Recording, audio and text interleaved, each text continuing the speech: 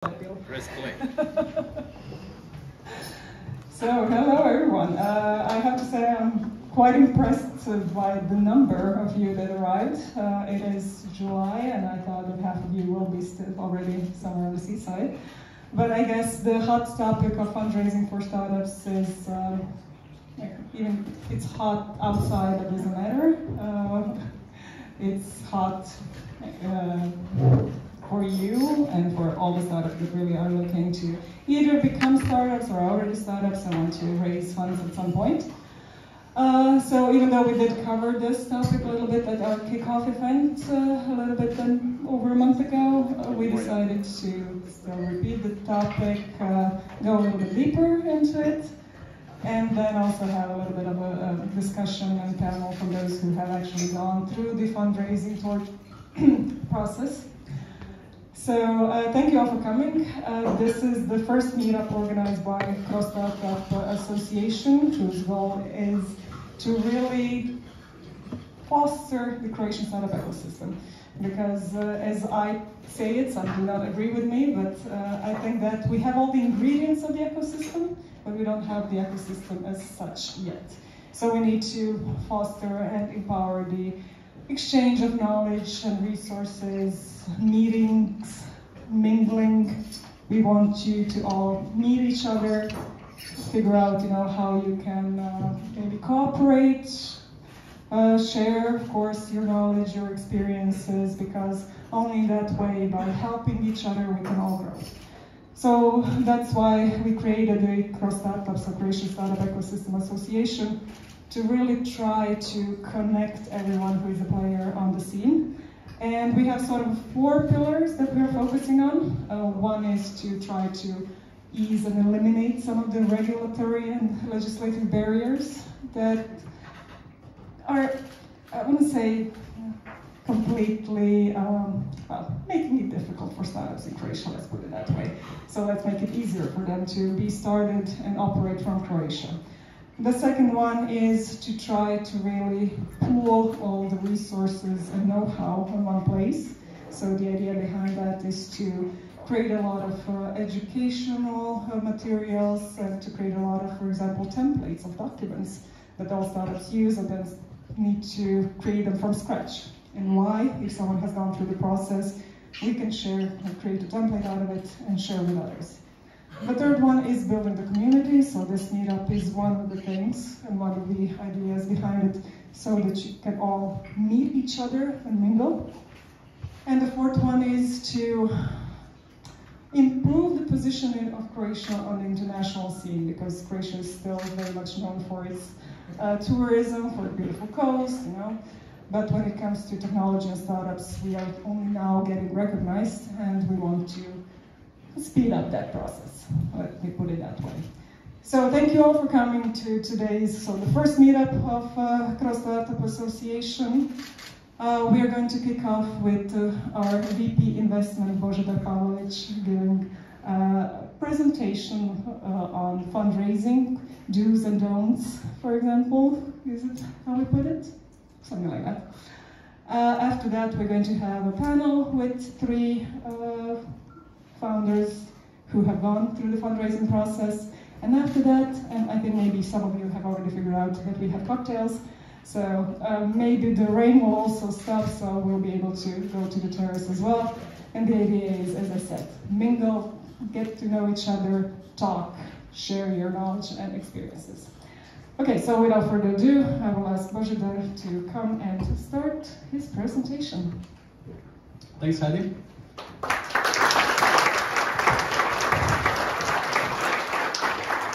Good afternoon, everybody. Good evening, actually. It's more of an evening. I'm going to, will I come back and forth, or you will do the slides for me? Thank you. I've made this presentation, similar one actually, more than a month ago.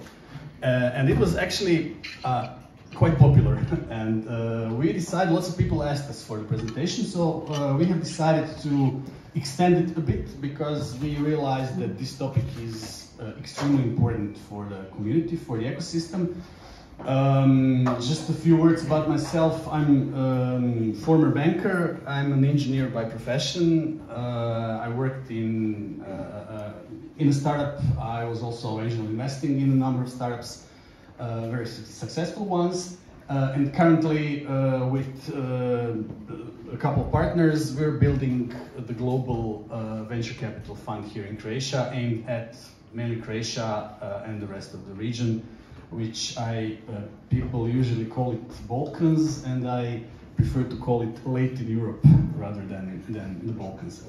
That gives me just a slight edge over what I'm going to talk about. So I do have certain experience regarding investing, regarding venture capital funds.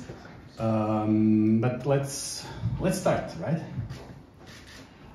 First of all, I have to be very careful and say that this advice usually works unless it doesn't work. So the only thing that will not happen is this is supposed to be a gift that says, here's your money, there goes your money. This is not going to happen. So nobody will give you money, the helicopter one, really. Yeah, so, okay, when we, now I kind of excuse myself from any potential errors, mistakes, but I'll be happy to discuss the things that you are going to see here after the presentation during the informal part. So what's the status in Croatia? In 2 words, it's very bad. We're a very underfunded region. There's just a couple of funds, if you're going to count to 5, maybe you will reach 4. But it's definitely not the case in EU, it's not the case in the US. This region, again, was definitely under the radar. It's changing, mostly because of Infobip and Rimac, but there is a number of companies in Croatia that are still under the radar, waiting to be discovered, first of all, by the media, and then by the funds. There's a number of beautiful companies, mostly tech, but not limited to, mostly tech that are looking for growth, that are looking to scale their product and or service. They're looking to globalize their operations worldwide, but one of the only ingredients that they're lacking is money, is funding. Just to give you a brief reasoning why it's important to understand that there is a lack of funds here. There's 3 or 4 or 5 funds, yeah, mostly pre-seed and seed in Croatia, and there's a number of smaller funds coming from the region, like Austria, Hungary. So if there are 3 or 4 funds in Croatia only, it means that you're competing with lots of other startups, lots of other companies. We are not sure, we really haven't set up the criteria for which company could call itself a startup. We think that in Croatia only it's somewhere between 500 and 5,000 startups. And they're going to compete for the same wallet, really. So you're competing with lots of people because there's a limited number of funds. But the local funds are understanding the ecosystem. They know you, they know your issues, they know your problems, they know macroeconomic situation, they know what you're dealing with, they know who are you trying to sell. They're well informed, which means it's always better to try to raise at the home field, back home, which means in Croatia, rather than in Hungary, Austria, wherever else in the region, because obviously if you are looking for funding and you cannot find funding in Croatia, or you're not persistent enough, or you don't have a proper product market fit, it's only normal to go somewhere else across the border. There is a number of funds in, I don't know, Romania, Bulgaria, Hungary as well, Serbia. Serbia, not too much, not too many. But what happens there? In Bulgaria or in Romania, there is, those countries are 22 and 8 million inhabitants. They have lots of startups. And your application will just pile up to the pile on their table like this big, and they're going to prefer their own local companies. So it's better if you could raise on your home turf, and that's why it's very important. And this is the fact that makes me very happy. There's a number of funds currently in creation. In creation, not only growth funds, but also pre-seed, seed funds. So it can never be enough, really, to be honest. And that's very good. And this will also help the ecosystem. From the global level, we have the crisis right now. And for every company that's raising money, I would suggest that they should read the warning from Y Combinator, how to deal with the current crisis. I think that this region is relatively well positioned when it comes to the crisis, not because in the US the valuations were overblown, that's for sure, but I think that because of the deglobalization processes and everything that's going on worldwide, let alone the war, I think this region will become very interesting again to lots of companies that used to outsource to China, to India, to Russia, Ukraine, Belarus. This region is full of talent, full of smart people, very cozy to live in, not too poor, but still my message to you would be read the YC warning and understand what should you do in times of crisis, regardless of the fact that, again, we are underfunded and the crisis will not, if you have a good product, you will manage to sell it somewhere, that's for sure.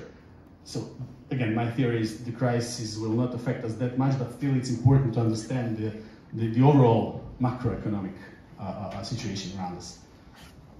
And also when it comes to funding, the message is don't forget about the intangible things. It's not, everything is not about the money. There are other things than the money, but I'm talking about those things later. When you prepare for funding, when you realize that there's need in your company that you couldn't do it by yourself, you have to come out prepared. The worst thing that you can do is just blindly come out to the fund or to somebody who is going to finance you without knowing, without speaking the lingo, their lingo, mind you, without understanding why you need the money for, how you're going to spend it, how you're going to scale your product, how you're going to make yourself globalized. I guess the worst answer when those guys ask you, okay, so what are you going to do with the money? And then you say, oh, I'm going to hire a number of engineers. It's impossible. Nowadays, it's so hard to hire engineers. It's war on talent out there. I would always suggest, again, coming back to the caveat, it's case by case. It's not applicable to everybody. But by promising to hire engineers, it's not really a good message. The better message is I'm going to hire sales, I'm going to spend money for marketing of my product, I'm going to, I don't know, invest into R&D, I'm going to patent my thing, whatever, but you know, promising that you're going to spend money to hire engineers is not really a good message. But again, coming back to intangible things, everybody has lots of friends from various disciplines, from lawyers to CFOs to engineers. So ask them for their opinion. Ask them if your proposition is valid. Tell them to beta test your product. Engage them. Talk to people from the industry actors. Talk to the mentors. Talk to the people who already managed to raise. Talk to the founders. Such events like this meetup is extremely important to talk to the people with experience. Because here we have founders, we have wannabe founders, we have people who raised lots of money, we have future unicorns, we have lawyers, we have fund representatives, we have everybody here in this room. So don't hesitate, jump. We have people who are running the incubators as well, a huge source of knowledge. So reach out to people, talk to them, and very important thing, don't expect people to tell you that your product is brilliant. This is not the message you want to hear. You want to hear why your product sucks, why your service sucks. You need to find the devil's advocate, because those are people who wish you the best. I have a friend that has a restaurant down there in the center of the city, and he always tells me, I just don't want to know that the food was great. I'm not interested in that statement. I want to know what was wrong, because I want to change it. And this is the free advice. When somebody says, I hate the colors, or I hate the usability, or I hate the idea, or I think you're not going to be able to scale, this is the useful advice, because such questions are going to be asked from you by the guys in the fund, and even more nasty questions. If you don't have the answer to the number of questions, such questions from your friends, then you will not survive the funds. Coming back to, so find yourself a devil's advocate. It's very important to find somebody who will ask you nasty questions. You have to be prepared. You have to be able to deal with the nasty questions. And you have to learn the lingo. You have to understand what's a safe note, what's a convertible loan, what's an equity in itself, what's the difference between seed capital or pre-seed and the Series A. I don't really understand in full what's the difference between tag-along and drag-along. I'm sorry. But how are you going to be able to give the stocks or the stock options to your employees? Hint, you won't be if you're registered in Croatia. Yet. Unfortunately. Yet. Thank you. That's why we're here, yeah?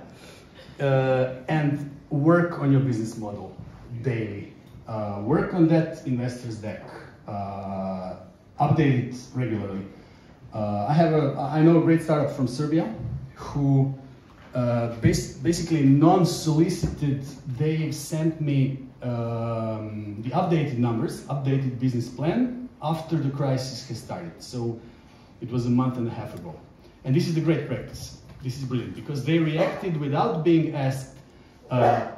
They've asked themselves that question: how my business is going to react to what's happening around here, not only in my region but worldwide. This is the great governance. Practice your pitch in front of your friends, in front of your parents, in front of everybody who wants to listen to you, because knowing your pitch inside out, even when your computer crashes, you should be able to know your pitch by heart.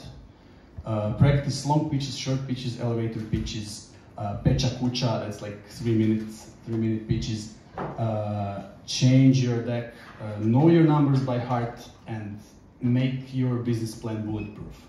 Once you make it bulletproof, it's going to be not easy, but much easier when you talk to the big guys out there. Yeah, because I will talk later about who are those big guys, what's their interest, and what's going to be your relation with them after the financing. This is important. When not to take money for equity, yeah? It means when you get the money, you give away part of the ownership of your company. Yeah? You shouldn't take money when it's too early, because you can't be too late, really. You know, remember Infobip, who took the first money from the US fund when they were having like 600 million euros revenues. They took the first money. So you can't be really too late. Taking money is an art, but you shouldn't be pushy if you could find other source of financing. But before taking the money, you should have a product market fit, at least. You should have your product defined, and you should know, is there any demand on the outside market? Is anybody going to pay money for your product or service? But I'm going to refer to a product mostly. Product is easily scalable, much easier than the service. It would be useful if you had a minimal viable product, or at least some kind of proof of concept. It would help. And again, there are cheaper sources of financing than equity. There is, my favorite phrase is triple F. It's friends, family, and fools. Those fools, both the friends and the family and the fools they have to be aware that they're going to lose that money invested in you, most probably. This is going to go away. But there are other reasons why people would like to invest in you. Your friends would like to help you, or your friends believe in you, but still, no one should invest a part of FFF the money that the person is not willing to lose. That's the rule number 0 for wannabe investors, angel investors, friends, family, fools, whatever. There's crowdfunding. We had a few great campaigns on Kickstarter, on Indiegogo. Fundraising is also very similar to, it's actually a crowdfunding platform. A little bit more complex than the Kickstarter, but also very useful. So crowdfunding, really people do not expect a lot of things to get in return when you try the crowdfunding, which is very useful. And there's a huge experience in Croatia regarding the crowdfunding campaigns, and talk to those guys. We had all sorts of very successful crowdfunding campaigns, collecting nearly, I don't know, €500,000, which is serious money. There are some EU funds, there are some angel investors willing to invest, like semi-professional, because we don't have like fully professional angel investors in Croatia, at least not to my knowledge. All people who invested like semi-professionally, like I did. There's also mezzanine financing.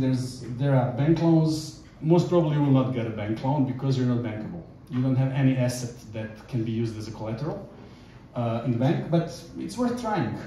Maybe there are some banks out there who are willing to dip their toes into this new system, and they're willing to risk 50,000 euros, whatever. Yeah.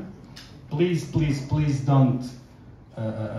If you're using your own money, don't put your flat or your children or your parents as a collateral because you're going to lose them. Don't do that, please. But any other source of financing that's out there, this is just an idea. It's a valid idea. And also, you shouldn't take the money if you can bootstrap. I know it's not easy, but bootstrapping is, everybody loves it, really. Bootstrapping is basically the way you build your company by financing from the revenues. Yeah. So there's, after the presentation, whoever is going to be interested, we could give the deck, yeah, with those links that are there. I would strongly suggest to read the lessons from the founders of Infobip on the bootstrapping and why they already had a product market fit before having the company at all. Yeah? So there are some great lessons from those people. It's hard to bootstrap, it's not easy, but lots of companies I've seen in Croatia that are under the radar and are working with huge companies from abroad are actually bootstrapped and were able to grow from 5 people, founders, to 100 people, and they're still completely bootstrapped. You know, running the company on 5, 6, 8, 10 million euro revenues. And it's a great story for both for founders and for funds. This is somehow specific for our region because we have this so-called survival bias. We are going to go through hell and high water just to make our company alive because we don't have that many sources of financing. Yeah. And this is a plus, this is our advantage compared with Western Europe or the US. We have this survival bias and we have to be able to recognize it and to grow it. So if you could bootstrap, even if it means that you're not going to grow with the pace you want, that your growth would be slower, do it by bootstrapping. Lots of companies I see right now, lots of startups are struggling with the governance, with the operations, because they grew fast, but then it's still chaos in the organization. It's still, you know, people down there are waiting for the founders to make a decision. This is a normal thing. Yeah? This kind of hygiene needs to be done sooner or later. But the bootstrapping will help you in that process, because the bootstrapping will give you time to consolidate your internal processes and operations. Because having a startup, living in a startup, working in a startup, founding a startup does not mean always that you have to move fast and break things and not care about the processes and procedures. On the contrary, it's extremely important, and it's going to be more important day by day. What else? Yeah, that's the slide. Thank you. So once you reach that moment that you're starting to talk with the guys who have money, there's all sorts of guys out there. There are VCs. Let me without naming names, but let's try to have a US example. There are funds who are specialized in agriculture, agri-tech. So if you are having deep AI tech, no chance that the agri-tech fund will give you money. So you have to have a clear fit.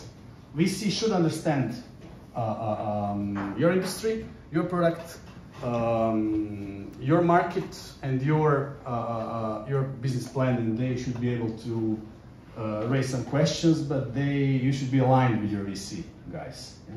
In Croatia, it's somewhat hard because, again, we don't have that many funds, so the funds are usually investing in lots of different companies. They are not really, they don't understand every bit and piece. But this situation is going to change. I think that in the future, the funds in Croatia will be more specialized towards deep tech, or towards some other industries, or towards, I don't know, automotive or semicon, for instance.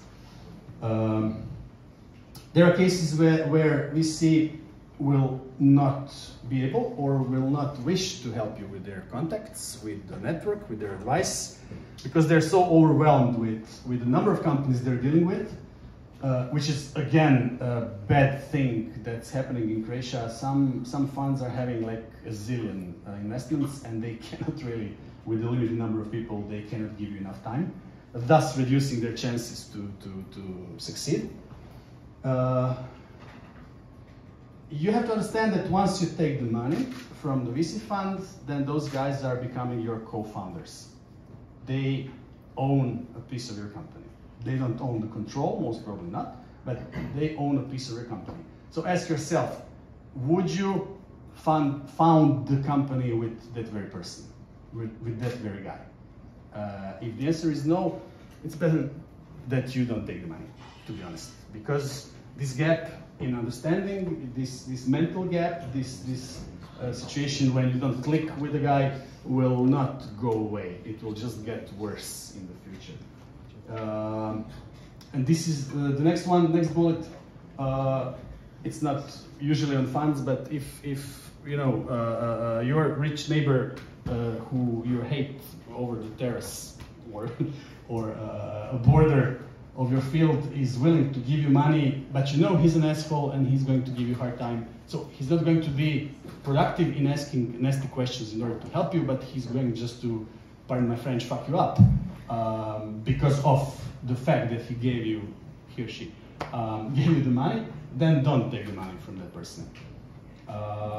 And if you really hate the guy you're talking to, for some reason, because of his blue Hawaiian shirt, if you hate the guy, don't take the money from him. It will only get worse. I mean, stupid advices, but they work. But once you are ready to take it, then the situation changes again. You found your fit, you found the proper fund, you agreed on the valuation. We're going to talk about the valuation later. It's very important lesson. And then you know that you need, say, $1.5 million for your next 3 years. Yeah, you have the runway of next 3 years, and then those guys are saying, "We like you so much, we're going to give you 5." Yeah. So every normal person would say, "Okay, fine," but taking 5 while you need only 1.5, it's not good as well. Why? Because it brings in leisure. I've seen startups after they raised too much money, the founders hire themselves personal assistants and event specialists, and I mean this is ridiculous. Yeah, you have to understand that WhatsApp sold to Facebook with only 55 employees for several $1 billion. Yeah, so don't overfund. Really, don't take more money. It's always better to use that money to bring your business to fulfill what you promised. So that's a point number 4, don't overpromise.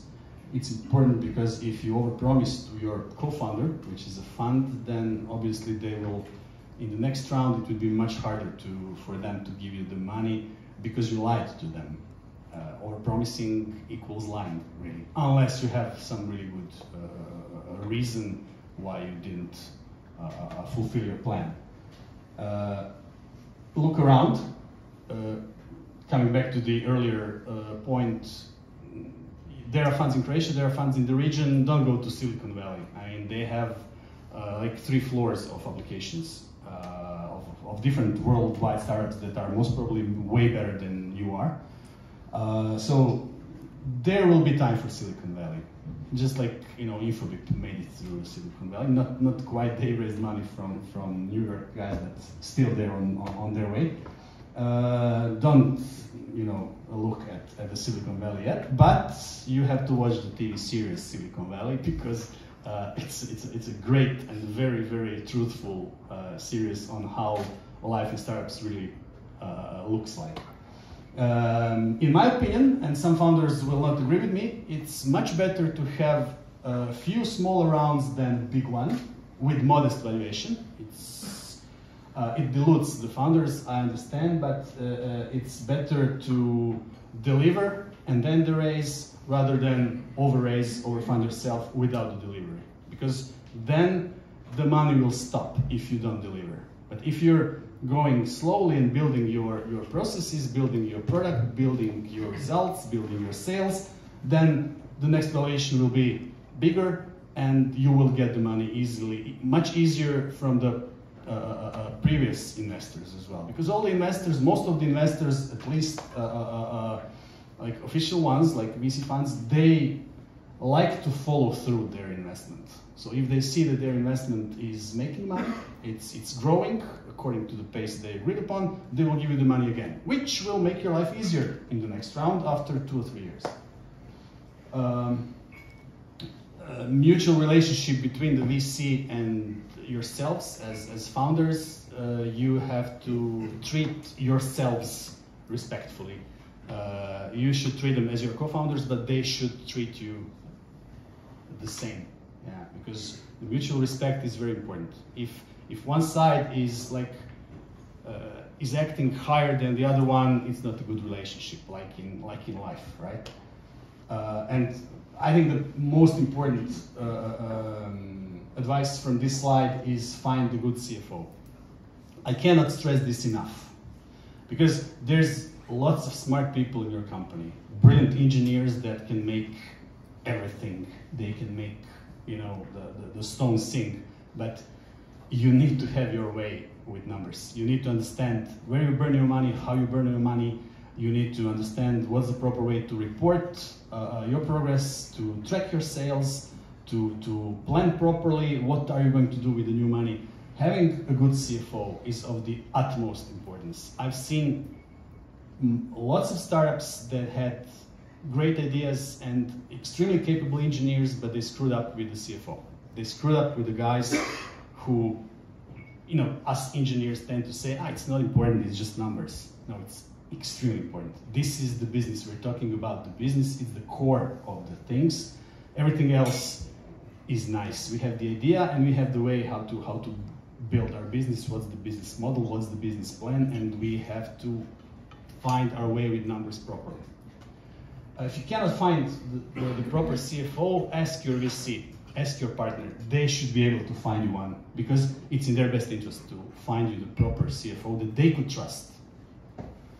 I mentioned already processes. in the company hierarchy, yes, I know everybody wants to have a lean company, but somebody in the end needs to make a decision. It's not a committee way of doing things. There needs to be somebody who is able to make a decision, and as soon as CEO and COO, the founders and co-founders, as soon as they realize it's not necessary for them to make daily decisions, as long as they start delegating around, it'll be easier for everybody. So, I know it's your company, I know it's your idea, I know you have the feeling that you're going to become a unicorn, but delegate the responsibility for operational decisions. This is the basis of proper governance. That's the last lesson, really. A difference between value and valuation. Market value, so-called market capitalization. It's a term that is valid only if the company is publicly listed. So we can say Crash company has a market valuation of X billion kunas, because what we do, we go on the Zagreb Stock Exchange, we see how many stocks they have issued, and we multiply the number of issued stocks with the price on the spot market. And this is their market cap. Enterprise value, it's more comprehensive alternative to market cap, and it's usually that parameter is used when people are talking about mergers, acquisitions, IPOs and stuff like that. That includes also company's debt. But again, those things are valid only for the publicly listed companies. In our world, which means companies that are not listed, we talk about valuation. I've seen many times that people are talking about evaluation. Evaluation is something else, something different. When you evaluate the proposal, but when you are evaluating the company. And evaluating the company, it's a very nice definition. It's a quantitative process, so it's based on more or less some facts of determining the fair value of a company, because we cannot have the market value because it's not on the market yet. So let's try to find the fair value of the company, which also includes the know-how, the intellectual property, those intangible things, ability to deliver lots of different things. It's not necessarily a valuation of a company, it can be also a valuation of an asset. Yeah. That's not yet listed. But in real life, essentially it's a game. You feel your company should be valued, its intrinsic value, not the market value, is 5 million, because you understand your potential, you understand what's the IP inside, you understand what you could do with your company, while at the same time the VC fund says, yeah, well, 5 million for a couple of engineers, and you don't even have the proof of concept, you don't have any paying customers. We could give you 1 million valuation. And when it's about, let's say, 500,000 that you're raising, it's a huge difference how much equity you're going to give to the fund. If your valuation is 1 million, and if you agree on 1 million, or if you agree on 5 million. But essentially, it's a game. Because no one knows nowadays what's the real value of a company named, I don't know, whatever, value zero. It's just the feeling. If you are, and then now we're coming back to the lesson that we had before, where I said you have to understand your business plan. You have to know your business all over the place. You have to know your numbers. Because if you know your numbers, then you could give arguments that are good enough for the people in the fund. And you have to understand, regardless of how much you know your industry, how well you know your industry. Essentially, there is an information gap between you and your fund, and the VC fund that wants to invest in you, because it's your first or second or third company, and they're seeing several hundreds of companies. They've seen them in their career, so they know all the bits and pieces, all the small information that might screw you up. They want to know how much you're prepared to step across the line to be able to raise money. So that's definitely not, you're not on the same information level, regardless of how much you know about your company. So there is no rule how to set up the valuation. After that, I've put some interesting articles about the valuation, about some interesting insights from the people in the industry. But this is going to be the hardest discussion you're going to have when you raise money. What's the valuation really, and how you could justify your valuation that you would like to have and the valuation that the VC fund is willing to give you. That's the toughest part. And just to go back to value versus valuation, even the best sometimes get it wrong. So this is the Bloomberg Adria that just recently launched a couple of days ago. Obviously, it's just somebody didn't translate it properly. Klarna has lost $39 billion of value. No, they didn't have that value at all. They just had valuation of $45.6 billion. So somebody was willing to give the money in exchange to the equity based on the $45.6 billion valuation. And now no one is willing to give the money based on that valuation. Now, if they want to raise capital, their agreed valuation would be $6 billion. But they didn't lose that value because that value wasn't there at all. Only if they went to the public market with certain stock price, they would be able to say Klarna lost $39 million of value.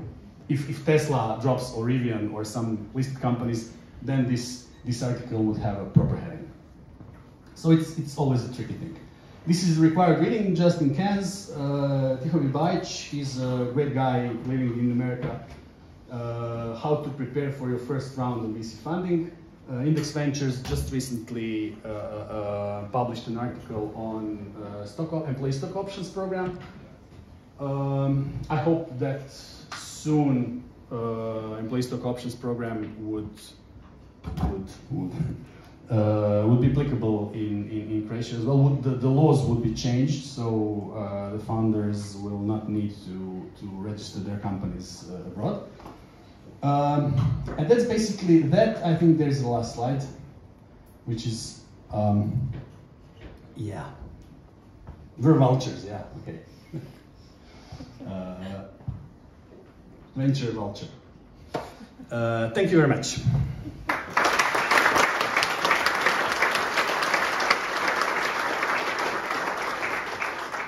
Thank you, Božo. I think we should allow for some questions if there are any from the audience. Thank you. My first question is, you mentioned cheaper ways of getting the money, and you said that angel investors are cheaper than VC funds. So can you explain that shortly? Yeah, usually angel investors will not give you a hard time about the valuation. Usually if you say, I believe in my story and my valuation is, I don't know, 3 million, then the angels would say, oh, okay, whatever, sounds like lots of money, but here's your 10,000. In Croatia or in Croatia? In general? In Croatia. Outside, it's different because outside angel investor, outside abroad, angel investors are usually doing that professionally, so they will most probably give you some hard time. But in Croatia, it's a different reasons why they would like to give you their money. Yeah? Thank you. And the second question is, you said that it's better to go to the local VC funds, why and not in a region, but why not to go into Silicon Valley? Because in Silicon Valley there is like a zillion companies willing to raise. I'm not saying that you will fail, but it's expensive and the chances of you making it there are much lower than making it here, to be honest. But that's just my 2 cents. Okay. One thing from my side. Actually, recently I've seen YouTube Guy Kawasaki lecture on Caltech, and actually he was saying about VC something that is slightly different from what you're saying here, and that is basically don't expect VC to be your friend and to be available to you. Like you can expect an hour or two a month, and that's it. So you know, it's quite different from your slide, and could you comment on yeah, sure. I mean, first of all, who am I to disagree with Guy Kawasaki, right? Absolutely. But I think the situation here is much different than the one in the US. US is very advanced territory and very advanced market for fundraising for startups. I mean, their valuations are insane. I mean, I know a company that is having like 4 million euro revenues, and they just recently, before the crisis though, they agreed the valuation of 100 million. So it's 25 times their revenues. So it's insane. And there it's an industry. Here in Europe, a little bit less, but if you go to you know, London or Paris or Berlin or Amsterdam, you will feel slightly similar to that. But here it's different. I think that here I'm going to be the guy from the fund, and my interest also is not only to breed more unicorns, but my interest is also to build the ecosystem. And it's a different motivation than just making money and then, you know, I don't care, I want to make $1 billion and then I'm going to buy me an island in Barbados, and that's the logic. For me, for the funds here, it's different. We want to build the ecosystem, and yes, we want to be friends. Besides being investors, co-founders, because all these people here, everybody's willing to help. In US, it's in US. In some other markets, it's all about money. Here, still, I feel it's not all about money. Sometimes it's good to still be in early stages. Do we have one more question? Going once, going twice. Marko, očekivao sam. So, again, with staying home, going abroad, Croatia, you know, like 4 million people, GDP is what it is. Is it really that bad to go abroad? I mean, Europe is No, not at all. I mean, No. the thing is that it can be easily judged as a red ocean for investments and startups. And 4 million is a medium European city. So it was just a piece of advice, yeah. No. I mean, we cannot, the current capacity of Croatian funds could not cover this room, I imagine, yeah, first of all. So that's why I said it's a huge competition. And of course, if you can make it even in Silicon Valley, why not? I mean, money is the money, but my point was just, it might be easier for you because the competition, as fierce as it is locally in Croatia, it's still less competition here than anywhere abroad. So if I can feel free. Add something to that. So I just recently arrived back from the US from one conference where there was a talk from the US investors answering to a lot of questions from startups that were from abroad. And they were asking for advice how to approach the US investors. So there were some things that they mentioned is that one, you need to be present there, even though the pandemics have eased it up a little bit when it comes to communication abroad and just virtually, they expect you to be there. They're also expecting traction in the US as well. So if you have numbers abroad, it's not necessarily as interesting to them as it is the traction in the US, and they're also expecting investor relations. So you cannot just knock at the door and get funded right away. They will expect to learn about you, know about you through a period of time. So that is also an added layer of difficulty when trying to raise from the US, for example. Thanks, Harry. I apologize again that the lecture was a bit longer than expected, but I hope it was not boring. No, we allowed you to talk a little bit longer because you bring value. So please, big round of applause for you.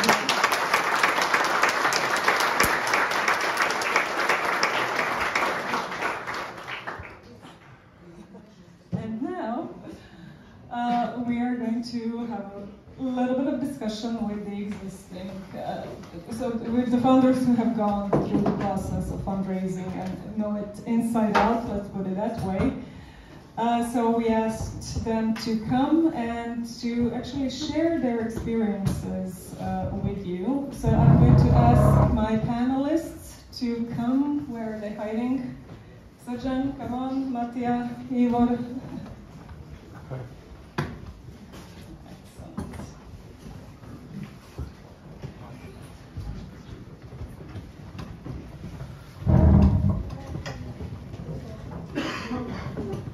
So we have, I've actually made.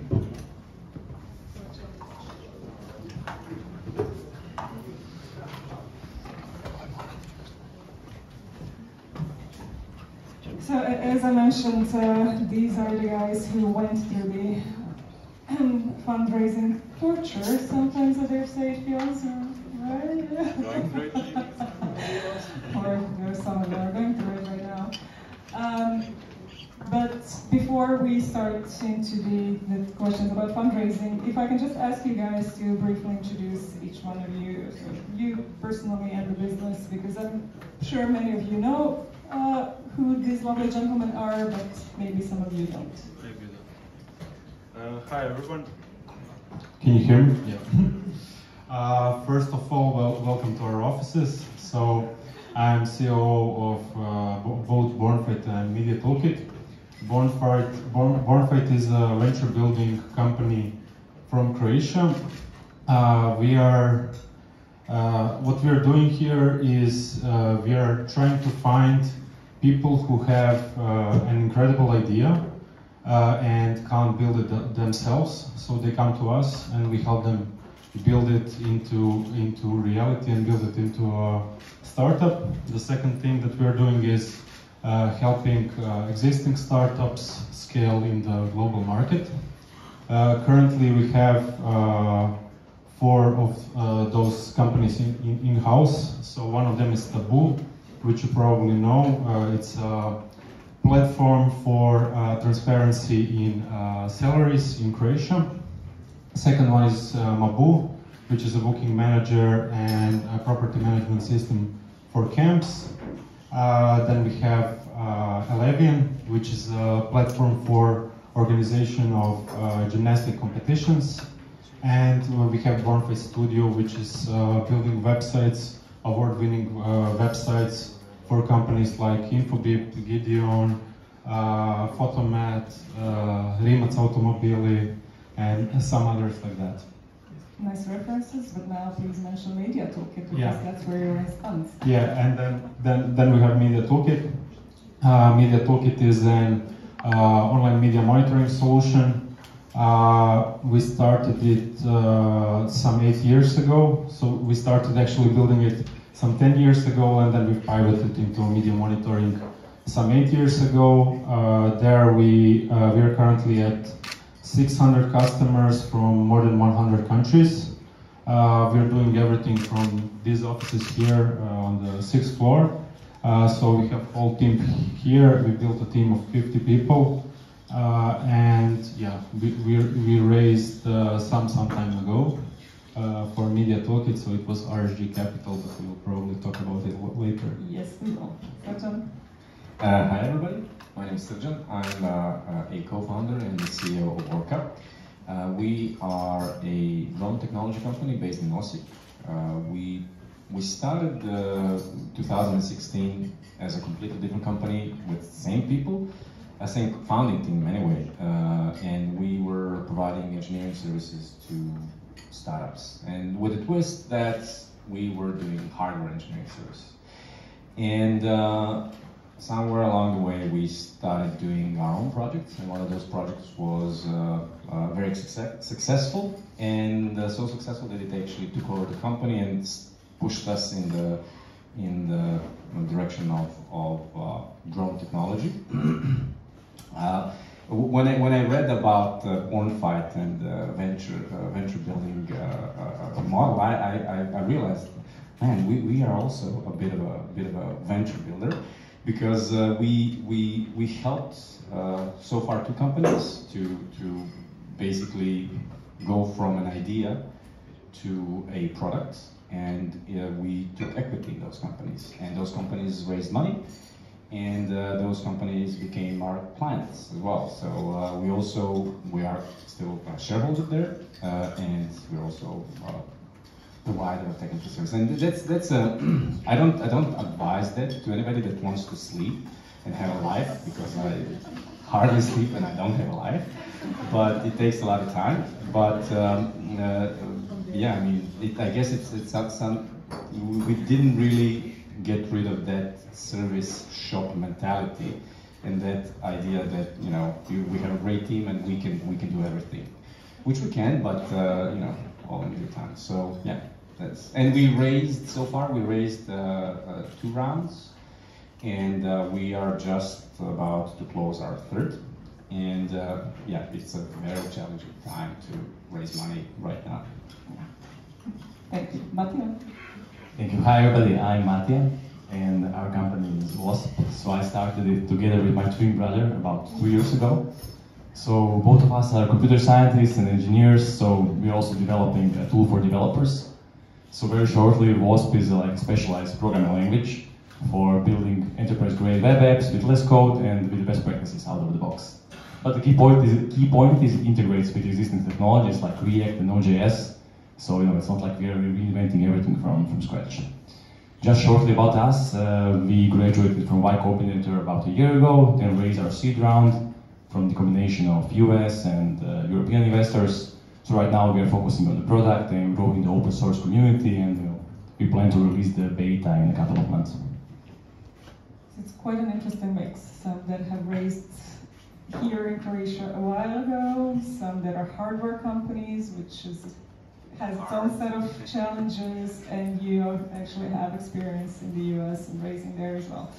Okay, but I think a lot of people here would like to hear, you know, from the beginning, what is the moment when you actually think about fundraising, and what are the first steps that you actually do when you get that idea and then we realize, okay, we would like to get some external funding to grow faster, for example.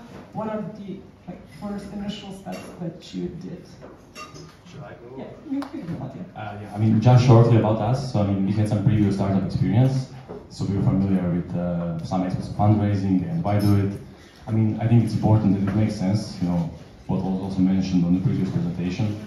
So I mean, for us it made sense because we are building the technology first. So you know, we cannot become profitable before we build the technology, which is going to take like a year, 2 years or something like that. So pretty much, you know, the only way for us was to actually raise funds. So this is why we decided and why we knew it is a model to go after. Yeah, I think for us it was, you know, we began bootstrapping and we were growing. We were actually successfully growing by bootstrapping. But since we did a foolish thing and decided if we want to do a hardware product, then you know, it's at some point you need to go to market, and go to market is not just you know, rent a server and publish stuff. It's basically buy a lot of stuff, and then build a lot of stuff, and then in order to sell it. So there's working capital required to actually, you know, launch anything in any decent volume, and there's a lot of upfront expense in terms of tooling. Not just you know, materials. You have to invest in tooling, some fixed costs, and then the largest cost was the engineering, which was absorbed by the business because we were, you know, instead of just dedicating total engineering, available engineering time to services and cash flow, we were always balancing, you know, money making and investing in our own, working on our own product. Our product was always more interesting than anything else. So it was, you know, always stuff that we wanted to do, but making money was necessary. So we had to basically always balance, and then, you know, that kind of, you know, because you need to eat, lights need to be on. You need electricity, so you always need to prioritize cash flow work. And then, you know, rather than our development time taking a year and a half, it took 2 years and a half. But you know, the wake up moment was that, okay, we need to go to markets. We need to start spending like amounts of money that we don't have and we cannot reasonably earn. So that was a time when we actually decided, okay, we need to raise money, and that was the trigger for us. So first lesson of entrepreneurship in general, everything takes much longer than you wanted to or expected to. And don't do hard work. And don't do hard work. Don't discourage everyone, come on. Even for you, especially, with you, it's really a little bit specific because now we are talking a lot about startups, about fundraising and everything.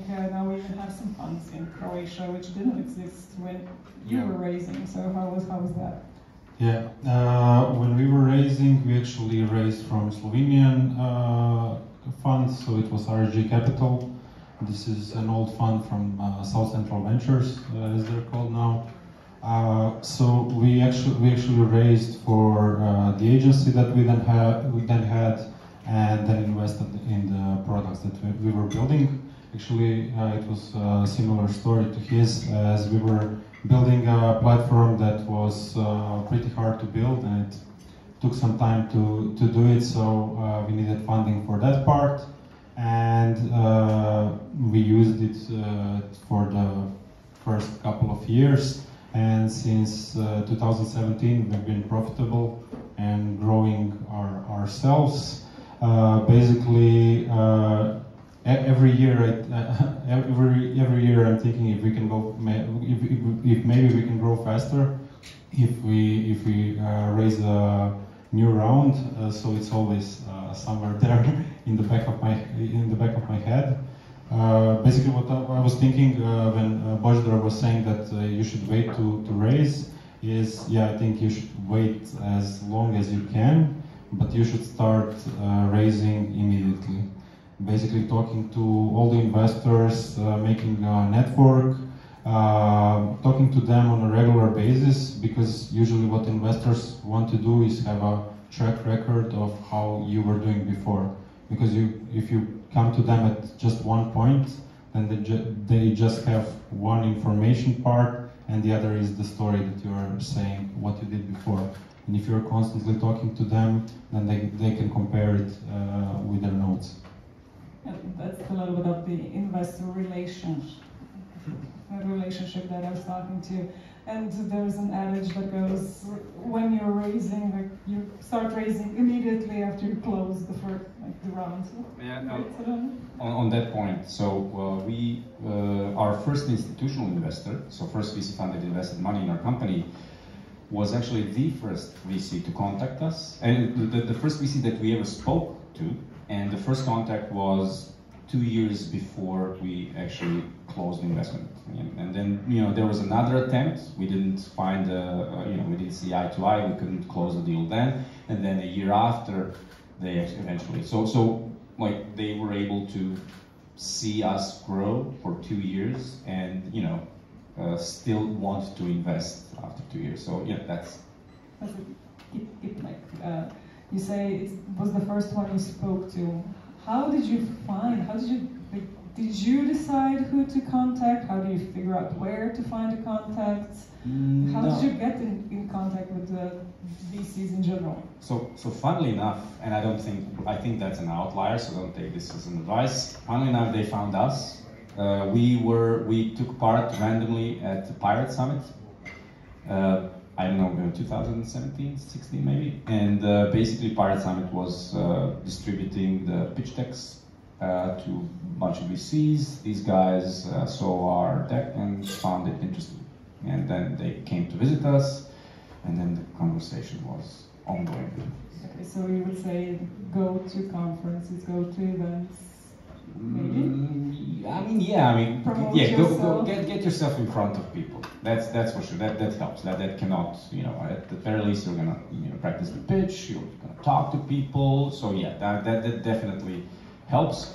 But when really actively fundraising, I would advise that you basically find somebody that can introduce you. But yeah, it's if you get your product or idea or a company in front of people, chances are you're going to talk to somebody in the audience, and somebody will know somebody that how, you know, that's when the ball starts to roll. Igor, sorry, Matteo, we'll come back to you. How was it for you, like 8 years ago, when you were deciding, okay, we're going to go for investment? How did you go and find who to talk to even? Actually, it was the same story as his. So it was exactly 2 years before that, RSG contacted us, wanted to invest. We didn't see eye to eye, so we waited for some time, and then 2 years later, we closed that investment. But basically what I'm seeing now is it really depends. So if you're building something, so I think I had a couple of calls just this week with incoming inbound calls from investors from around the world who are looking for startups to invest. But this is just one pipeline that you should look into. The other one is you trying to find someone who would be a good match for you. Someone who invested in a similar industry, in the different markets, or someone who has something that can help you grow in the stage where you are. Mattia, was it easier for you because you were part of Y Combinator? And how difficult was it to get into Y Combinator? Sure, yeah. I mean, I think it's kind of specialized position because of Y Combinator, which obviously, you know, has a big network of investors and demo day, which kind of fuels the full process. So we kind of skipped, you know, the introduction phase and finding investors. But I would say in general, if not for Y Combinator, in my opinion, the best way is to actually find, you know, companies who are similar to you and basically reach out to their founders and, you know, ask for advice and basically on what you are doing, and, you know, then in the end they will introduce you to their investors if they think it makes sense. Because I think what Serjan mentioned, you know, like warm introduction is the best, and I think it's pretty hard to do it on conferences when you are pressed for time, and, you know, in the end it's again cold, you just came to the conference. So ideally reach out to founders who have investors that you're interested in, and, you know, try to chat with them, get advice, and in the end introduction. So would you also recommend people to look at the incubators and accelerators as a way of more easily getting in touch with investors? Yes, definitely. I mean, I would in any case recommend to apply for Y Combinator, because, you know, they have a great process, you know, the form that you have to fill in, and, you know, basically a lot of hard questions that you're going to get asked. So just going through that process is already super helpful, and, you know, it takes time and a while. So I think in any phase, if you're just starting or you're later, it's never too late to just go through the process and start answering those questions. And I think like YC kind of has maybe one of the best processes I've seen of that. Yeah. So okay, you got the first investment from the first VC that you talked to. No, actually we got the first investments from the angels, and then only later the... Okay, yes, I'm sorry, I'm talking about institutional investors. Pardon.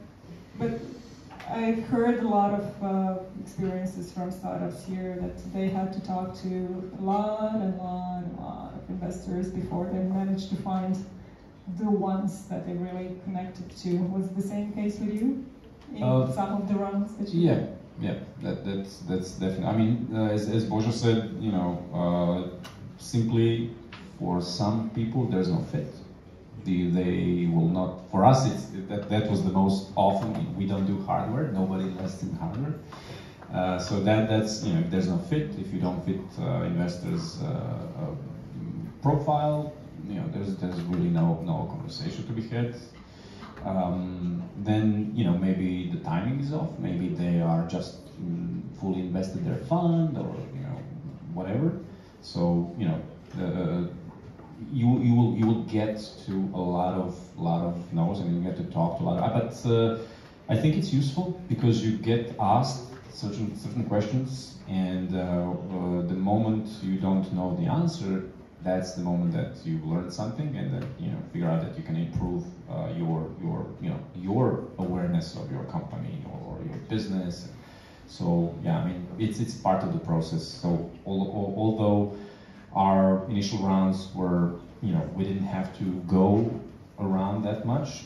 Further rounds, yes. I mean, we talked to a lot of people, and then, you know, sometimes people will just say, you know, this is not good for us, But let me make a couple of intros. So, you know, for a no turned out in 5 warm intros with, you know, very interesting leads. So you have this one conversation, and maybe that one conversation does not work that time because, you know, whatever, universe, and then maybe, you know, couple of years down the line, you conquer that, you know, there's another round, and, you know, all of a sudden it's the right time. So yeah, I mean, it's always good. It is excruciating at points. Nobody likes to get to know, but you know, it's always it's not a waste of time. It's always an opportunity to learn and to build relationships. Igor, did you just talk to these guys and that was it, or you also talked to a number of VCs? Back then we talked just with them because they were the only fund in the whole region. Right now we are talking to funds regionally and European funds, US funds. We also have a lot of private investors who are doing the products with us. But basically what I wanted to say here is that I think fundraising is really hard, but it shouldn't be impossible. If it's impossible, then you're not doing something right. You either don't have a product market fit, or you're not in the stage at which you should raise a round that you want to raise, or you're talking to wrong sort of investors or something like that. So if it's going extremely hard, then you should check yourself and get back to building the product that you're trying to raise funds for. Okay. But nevertheless, can you tell us a little bit about the process? Okay, you initiated the conversations with the fund, and things were promising. What was the back and forth in that conversation that they did, the checks, the due diligences? What did you have to prepare? What are all the things that you had to, or even hadn't thought of before starting the conversations with the VC? Yeah, as we knew them for 2 years before that, the process was, I think because of that, a little bit easier. But it's still a lot of things where you need help if you're not experienced in that part, in financials and in legal part.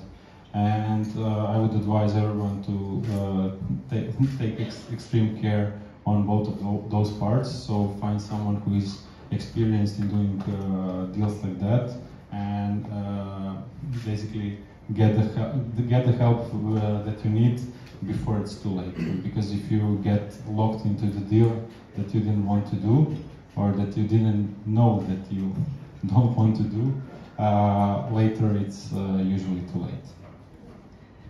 Matija, what was it like with you? So Božidar mentioned the evaluations, and the back and forth also with the investors, because of course you want to have as high as valuation as possible. They want to lower it down to get a bigger chunk of the equity.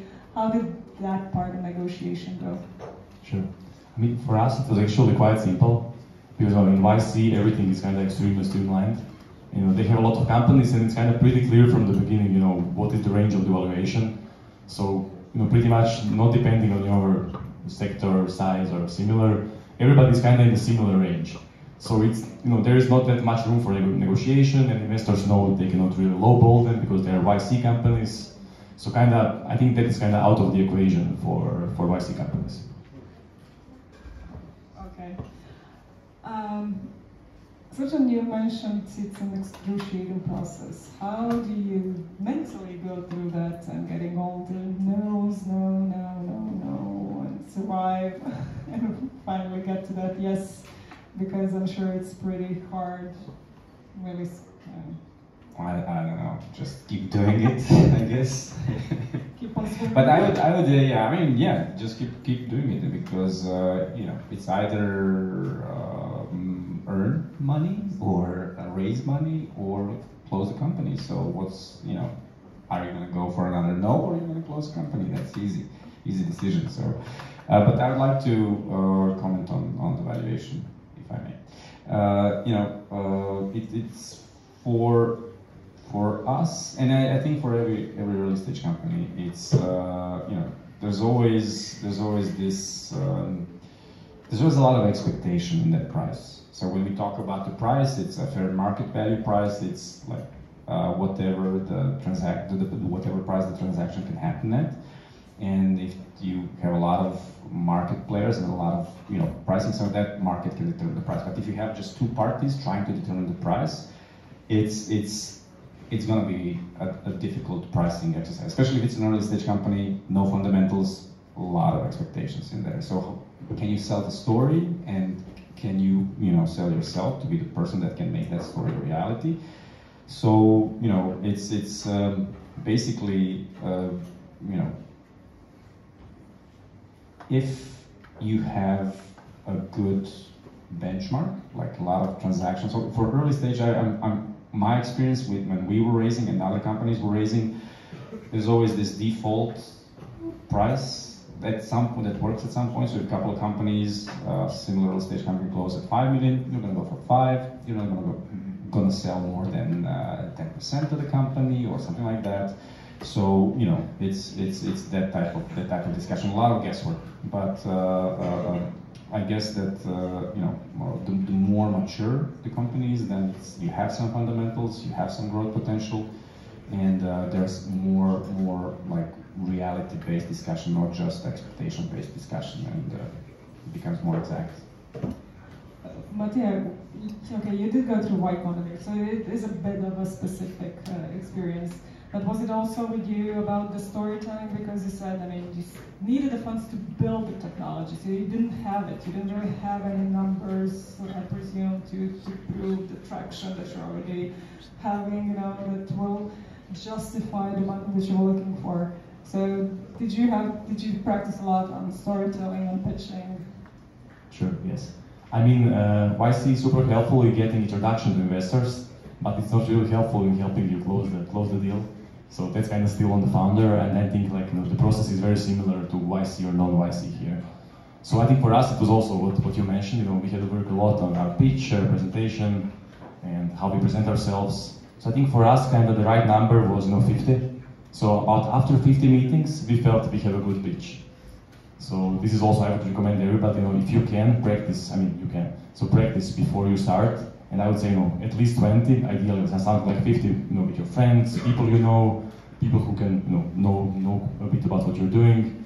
So I would just say, just practicing and saying it to others, it's super helpful. You become much more confident, and you can kind of navigate better around questions. And I think you just, we also, in the end, we just sounded much better and kind of much more prepared. So I think that was super, super important.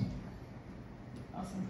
And Igor, okay, you didn't have to go through those many different pitches and different investors, but still, one of the things from your experience, was there anything specific that you thought that you should do or that you could do better with next rounds of talks, or now that you have experience and you want to go, for example, to another round? Is there anything specific that you would like to really focus on and make it better and prepare much better than you did before? Tons of things. A lot of time has passed, and we've gained some experience. So first of all, for us it was at one point a scary amount of money that we raised, and from our point now it's not. The other thing is, we were like really happy with how much we had, but it wasn't enough for what we were planning to do. So what I would do now, if I was in the same situation as back then, I would take care more of what we are trying to build and try to say a better story about what we are building, what's the vision behind it, and try to basically raise more.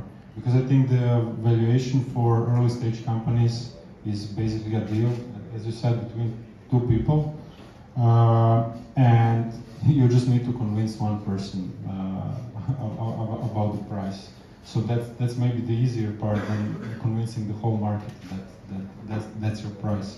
So you need to tell just one person, convince them what's the possibility of what you can do, and the share that they're gonna take is basically gonna stay the same. It's not gonna differ much. No one's gonna take 40, 50, 60% of your company because it's not worth anything if they do it. So I think a lot of it depends on your vision and explaining your vision to the investor. Yeah. I wanted to say that it helps with the valuation. It helps, especially when there's no fundamentals. When you're talking about dealing with expectations, etc. I think you need to basically understand the other side and what other side will see as a successful investment. So if they with an early stage company, they will want to make 10x, 50x. Can you realistically, if you talk about valuation, you say, okay, my company is worth 5 million. Can you realistically, can you convince yourself of a scenario that your company grows to 50 million in value? What does that mean? So if markets are like 10 EBITDA, can you actually make enough revenue so the 10 EBITDA equals 50? In which case, is that a realistic story? First try to convince yourself, try to convince your co-founder. So if there is a path to that, then it is a reasonable valuation. And then if this is a realistic story, then it's going to be about are you the person or are you the team that can make that happen? So it's that type of discussion. And then if your answer is no way in hell that we could sell, I don't know, $50 million worth of new and better paper cups, then it's a wrong valuation, I guess. So it needs to be and then in later stages, okay, it's not going to be 10x, it's maybe going to be 5x until for you to kind of make an exit. So can you do an exit in 3 years? Can you do this price in current market? How's the market going to look like in 5? So it's always there needs to be reality in what you're asking, because if you go around asking crazy money, then you will come across as not really grounded in reality, and then that will say a lot about you as a founder. And if I'm not mistaken, VCs also talk among each other. Yes, yeah, you wouldn't believe. Don't think that if you ask one VC and then they say no, that I'm just going to go to another one. They share information because they like to co-invest. Right. But yeah, what was one maybe the biggest mistake that you did in the fundraising process, if you can think of one? Sure. I mean, for us, kind of one big change was how we presented ourselves to investors. So I also said to you now, for example, that we are building a new programming language for building web apps, but that is actually a big turn-off for investors because whoever monetized Python or Java, it's all just kind of open source projects that never got monetized. And I mean, we use that phrase because we thought it was pretty cool, building a new programming language that's like very technologically sexy and hard. But yeah, the big problem was that there is not a known comparable for a successful programming language that was monetized.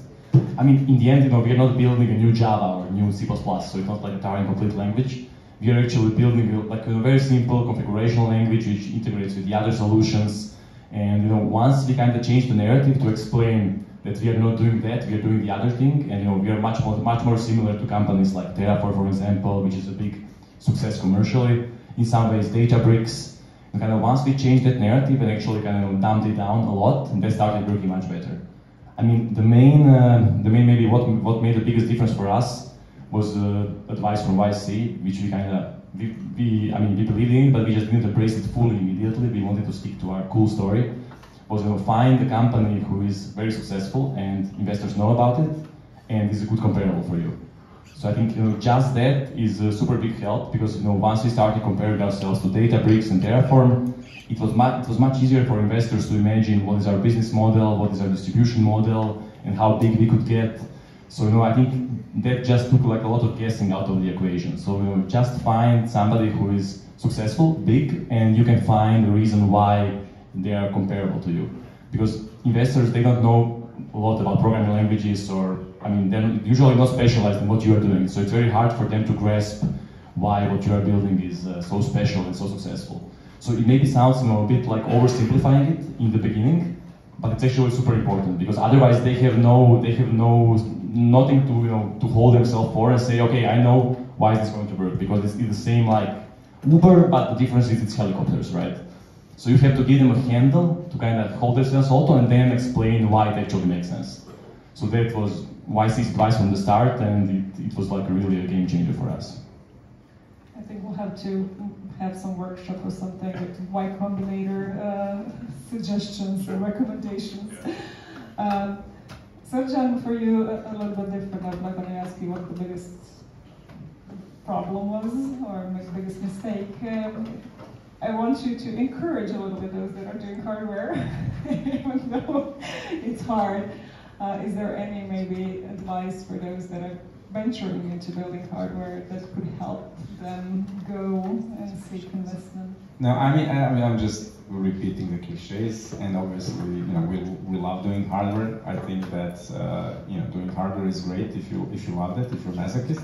But you know, people will pay money for stuff that they can touch, and you know, nobody expects that you could give them physical stuff. They expect actually to pay for it.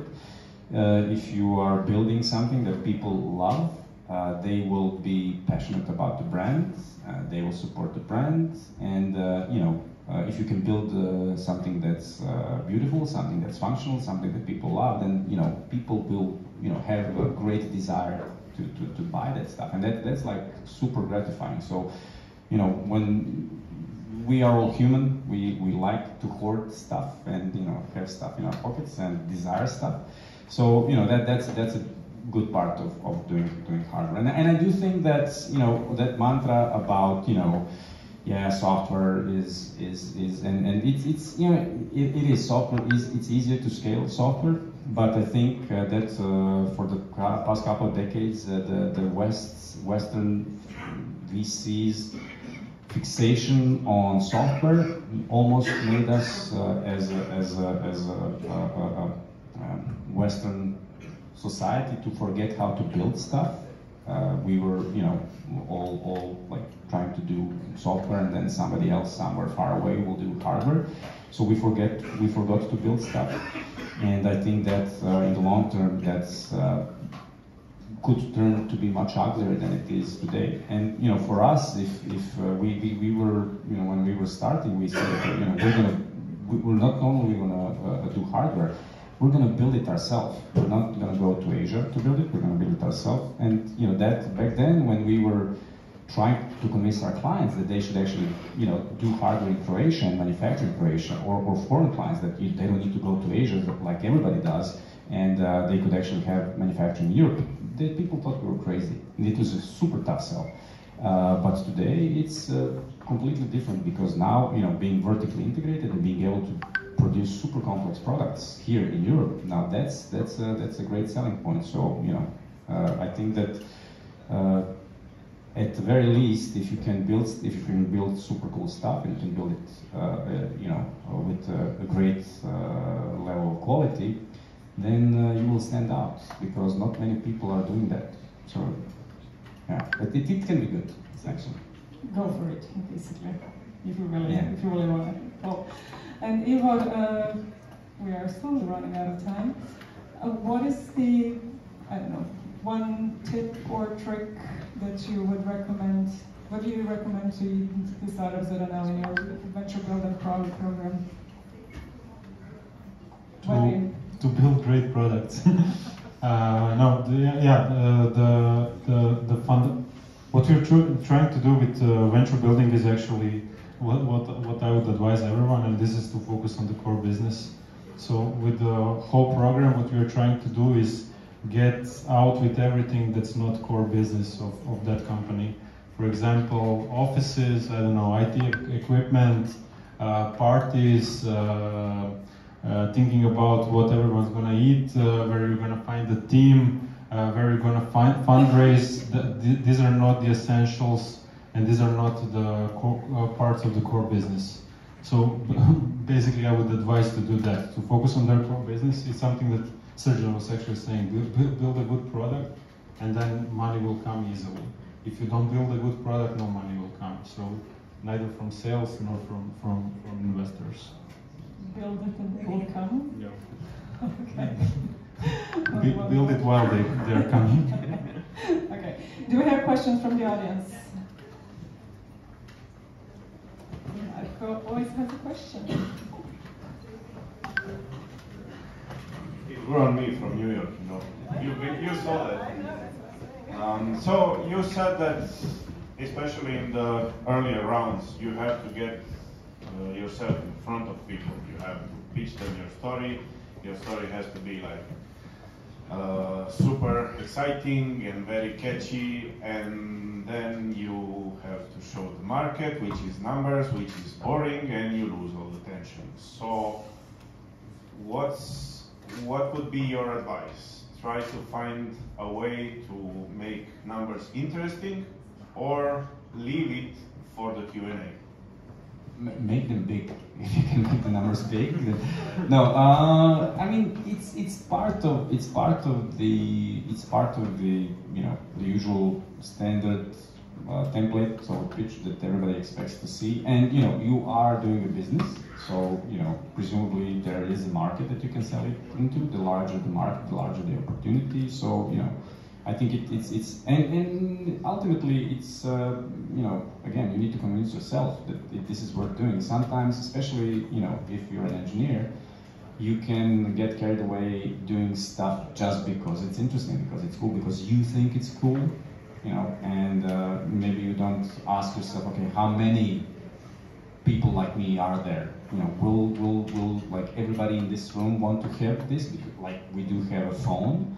Or this is something that I'll have to go online and find a person in Japan that actually, likes the same things as me, and I'm going to sell that to him and probably one other person. So I get, it's boring, but it's a necessary exercise. Not only to sell your idea, but to validate your idea to yourself. We had a lot of like. We knew that the technology that we were building was cool, and we were building it because it was cool. That was how we started. And the first markets that we wanted to get into were not that big, and were not, that was not working. And we had to kind of, do a lot of thought experimentations and really testing the ideas until we actually found the right application for our technology in the right angle. So it is useful. It's a especially it's a painful exercise if you cannot convince yourself. So I think it's a must, and it's a boring thing, but it's a good test, because this is what investors will want to see. That's actually probably the most important thing they will want to see. Awesome. Do we have more questions? I think everyone's waiting. Oh. Thank you very much. Can I ask one quick question? Did your investors ask you for a certain level of intellectual property protection? And was it a prerequisite for further this negotiation and financing? I have the microphone, so I'll just say yes. Everybody asks that. That's a default question. Sometimes it's a well-founded question. In some cases, it's not that relevant. But I would find a way to, you can, and the investors asking you that question will get you thinking in that direction. So, if you can patent something, if there is, and then, for us, it's driven us to think about, okay, yeah, there's this thing like intellectual property. What is our intellectual property? So, it got us to catalog stuff that we actually build, and we found out, oh yeah, we have this, and this. So it's again, it's a boring exercise. It can be useful exercise, because engineers you don't think about that. It's boring. I was writing a patent, or helping a lawyer to write the patent for us. It's horrible. I don't want to do it again. But you have to do it. So yeah, they will ask. Everybody will ask. Mattia was nodding a big time. I mean, in our case, it wasn't the case, because we are building an open source technology, so everything is pretty much free and public. So, it just wasn't a point of discussion. I mean, we will have to have some sort of license in the future. We just kind of maybe protected in some cases, but we're still just developing technology, it's early, so it wasn't a big point of concern at the time. I'm sorry we didn't remember that to say, yeah, it's open source, problem solved. Yeah, not everybody asked us that, and our previous investors it wasn't necessary for them. So it's 50-50 mix. Any last questions?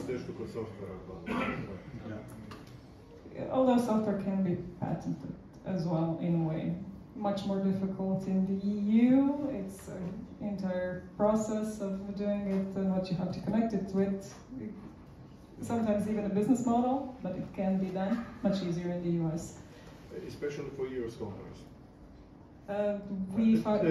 There is a story about US companies being able to story about. Yeah. Okay. So basically, there is a story I heard. I don't know how true that is. That it's easier for US companies to patent something in US than for the companies from the rest of the world. It makes sense in a way. It shouldn't be that way, but you know. Maybe, well, I'm going to tell you how our patent application went through, because the last one we filed with the USPTO. Okay, thank you very much, and big applause.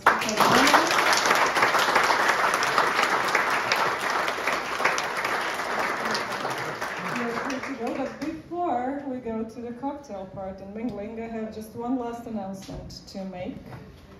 And that is that we have also started a podcast series for startups. I know we should have created a QR code that would make life much easier, but we remembered to put the slides at the very end, so bear with us. So it's a podcast about what's going on the local scene, international scene, startups, but also a way to present founders and Croatian startups to much wider audience, because one of the ideas of, again, Cross Startup, this meeting, the podcast, everything, is that also you all get to know each other, because I think there's also a lot of space for mutual cooperation between the existing startups here in Croatia that can lead to something much bigger and much better, and who knows, some new opportunities. So, that being said, the bar is open. You can go get some cocktails, and we have some water. But please do mingle, do talk to each other, do get to know each other and discuss, share knowledge, share experiences, because that's the whole point of startup community. Thank you.